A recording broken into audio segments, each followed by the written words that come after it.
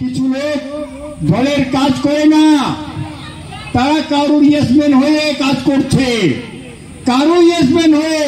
সেটাও কিন্তু core committee meeting এ বুঝিয়ে দেব যে দলের কোর কমিটিরা সিদ্ধান্ত নেবে যে কেন সে তার নিজের কাজের জন্য নিজের পার্টি অফিসের ডেকে কেন তাদেরকে দলটাকে বিভাজন করছে। আর বীরভূম জেলা তিলে তিলে দলটাকে গঠন করেছে কৃষ্ণ মণ্ডল। সেই জায়গাটা নেওয়ার জন্য অনেকে মিথ্যা কথা বলে বেড়াচ্ছে, সেই জায়গাটা ধরার জন্য কৃষ্ণ মণ্ডলকে চাপে রাখার জন্য উল্টো পাল্টা করে বেড়াচ্ছে।